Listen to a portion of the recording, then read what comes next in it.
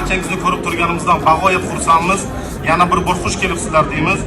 Bugungi tadbir biz va talabalarimiz uchun, ularning ota-onalari uchun nihoyatda muhim. Karyera kunini tashkil etishdan maqsadimiz talabalarimiz uchun ish beruvchilar va ularning vakillari o'rtasida vositachilik ko'prigi vazifasini bajarish va ularni mana shunday ajoyib bir maydonda uchrashtirishdan iborat.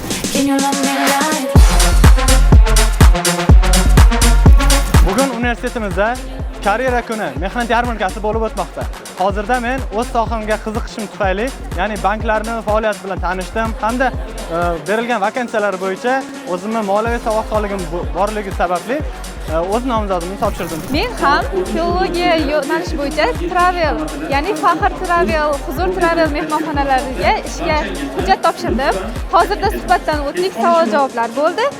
Xudo xohlasa ishga qabul qilinish arafasidaman.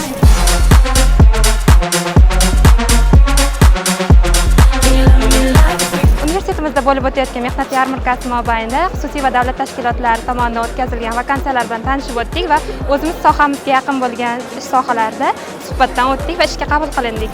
Выражаем благодарность руководству нашего университета, чтобы дали нам такие возможности начать свой карьерный рост с такими большими компаниями.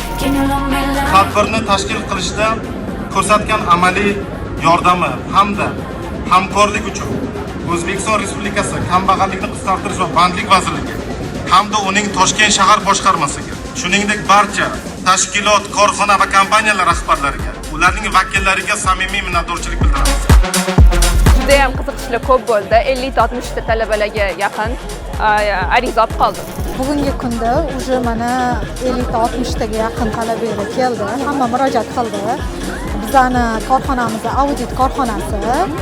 Undan tashqari outsource yo'nalishimiz bo'yicha mana talabalar buxgalteriyaga yozilishdi. Ishimiz unumli bo'ldi. Ikkita talabani bitiruvchi buxgalteriya sohasini bitirgan. O'sha yo'nalishdagi talabalardan 2 kishini ish bilan ta'minlash bo'yicha shartnoma qildik.